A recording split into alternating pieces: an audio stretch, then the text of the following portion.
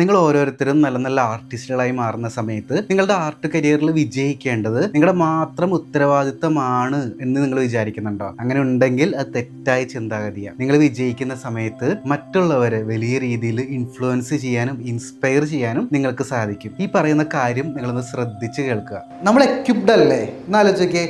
Art ക്ലാസ്സിൽ join ചെയ്തിട്ടും നല്ല ക്ലാസ് കിട്ടാത്ത, നല്ല റിസൾട്ട് കിട്ടാത്ത, നന്നായിട്ട് വരയ്ക്കാൻ പറ്റാത്ത, ഈ ഇൻഫർമേഷൻ ഒന്നും കിട്ടാത്ത, ഈ ഒരു അറ്റ്മോസ്ഫിയർ കിട്ടാത്ത, ഈ ഹെൽപ്പ് കിട്ടാത്ത, ഇത്രയും നല്ല ഫ്രണ്ട്സ് ഉള്ള വരയ്ക്കാൻ ഇഷ്ടമുള്ള ഒരുപാട് പേരുണ്ട് ഇല്ലേ?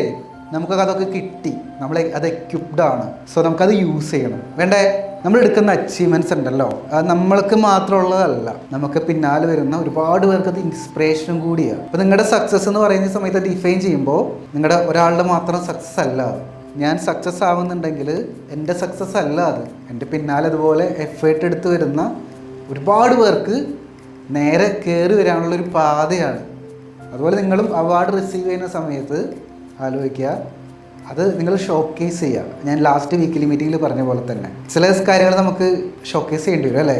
നമ്മൾ നല്ല ചിത്രങ്ങൾ വരച്ചെങ്കിൽ മറ്റുള്ളവർ കാണിക്കണം. എന്തിനാണ് വിളിച്ചു ചോദിക്കുന്നത്? അവാർഡ് റിസീവ് ചെയ്തിട്ടുണ്ടെങ്കിൽ നമുക്കതിൽ സന്തോഷം കണ്ടെത്താൻ പറ്റണം. അത് മറ്റുള്ളവർക്കൊരു ഇൻസ്പിറേഷനായിട്ട് മാറണം.